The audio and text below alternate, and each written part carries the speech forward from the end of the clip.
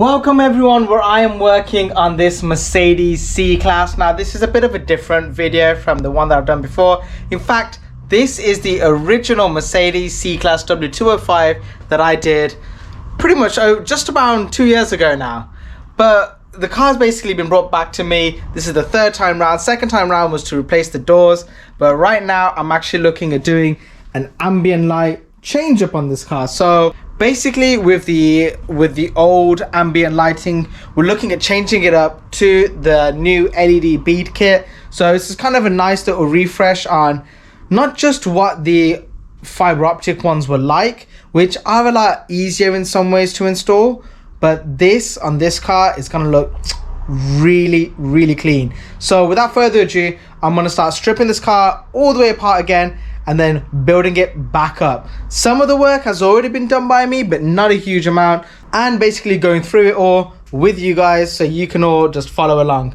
At the moment, looking at taking apart all the doors. So I've already taken off the driver's door, gonna be bit by bit taking off the others, and then we're also gonna have to remove the center console. If you want to see all of that in full detail, check out my other video, which I'll leave in the description down below. But as a quick overview, I'll explain it right now.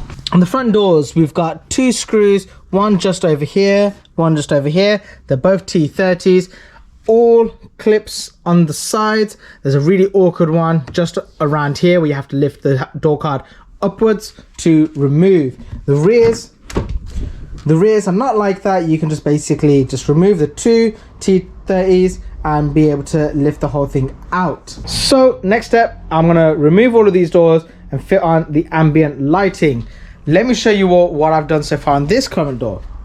So on this door, as you guys can just about see, there's the ambient lighting strip going across. I'm probably going to cut it off just over here and add a little bit of black tape or just something black to stop it from beading at the end. I brought the wire for it through just here. I basically loosened up these clips again, these metal ones, pried this a little bit forward and then slid the wiring through, which is why I've been able to bring this out.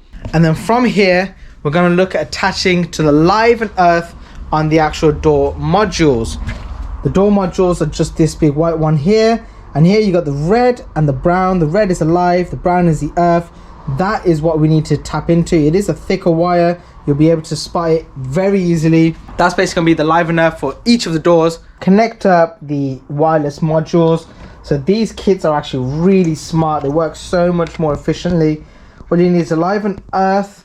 They do draw a little bit more power than the older kits, but that's nothing of an issue. So just literally connect that back up over here with my T connectors to the new ones, and then we'll plug this all back in. So here's where I'm at with everything right now. The doors are all finished and they look good. I will show you all around that later on. I'm just giving you an update with regards to the center console. So I can use the original footwells. It's got the same connector basically, just over here. In essence, all I have to do now is connect the live and earth to the cigarette live and earth just over here, and then I'll be able to route everything. I've fed this across nicely just through the top there. You can see the wire just there, and this is all tucked in. None of this really gets used on the car, so it's going to be nice. It's only really these points that you really need access to, and there's a nice glow from the original ambient lighting. But yeah, all that wiring is just nicely tucked away, making it a super nice, easy install. You do have to remove the screen to get behind this trim piece, which, you know, ideally you wish you don't have to, but it's okay. It's not the worst case job to do. So that's basically all the wiring done. This just needs to get cut off just over here, and yeah, then after that, pretty much all work done. If you are going to do the footwells, the best way to do it is through these two gaps just over here. Send it through. You can bring them through just over here and on the other side as well, using a long cable tie, and just tie it up, because you need something that's ideally straight enough and, like, you know, strong enough to be able to pop through on the other side to route the wires through, because this ends up getting really fiddly if you're just trying to wedge it in there somehow or another. Right, I'm gonna finish up with the last bit of the wiring, and then we can go through looking at the actual ambient lighting and enjoying it, and kind of going through a few more things with regards to how this all looks compared to the old one. So yeah, without further ado, let me get the center console back on. And that is the center console back in place, and the car all completely finished. No more trying to skip past anything. Let's just look at the way this looks, because wow.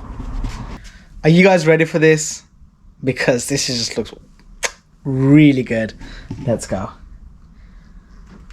Oh, and by the way, that is with all of the lighting on in the garage. Let's turn all of that off and let's have another look.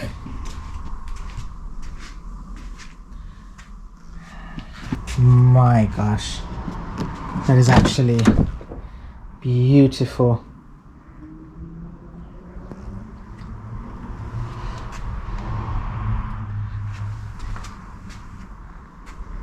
I'm gonna snap up some pictures of this soon so you guys can all appreciate it properly. It just looks unbelievable right now. It looks better in person than it looks on video, 1000%. I've just turned this light back on so you guys can actually enjoy seeing the interior. And as you guys know, it will all work off a phone app. So you can see all the colors, just ranging through it all. Just looks unbelievable. So clean. And you can see just how it goes nicely all the way across here. It's pretty challenging to get it to fit in right.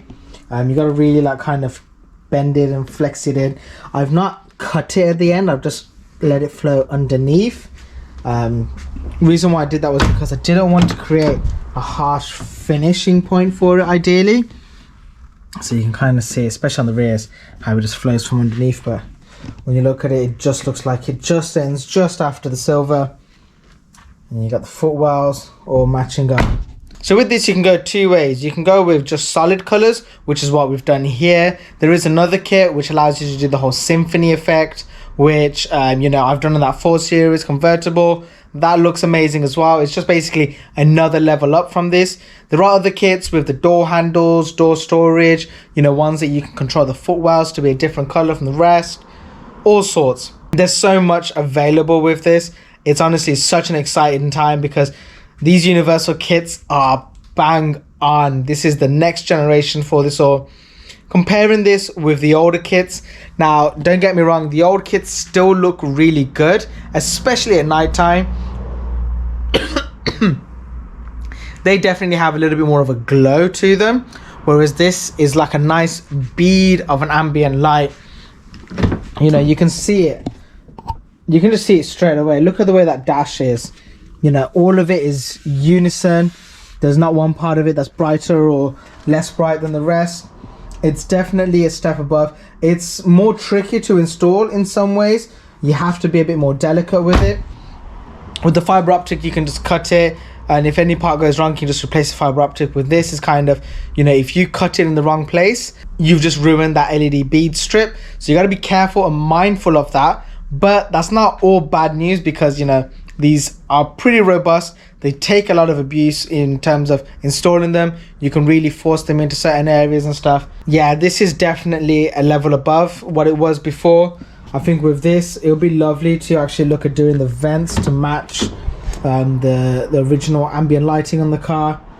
And maybe even the tweeters as well. I think that would look super clean and be a nice finishing touch. There is another thing that I wanted to point out to everyone, which I do get quite a lot of inquiries and questions about, which is how much of this can be controlled on your phone. So with regards to all of this, you can quite easily just change all the colors around. But the other thing that you can do just over here is change how bright it is now. Now this is having a look at full brightness. And if you take it down, see how it's just getting that little bit dimmer, right the way down to the point where you can even just turn it off.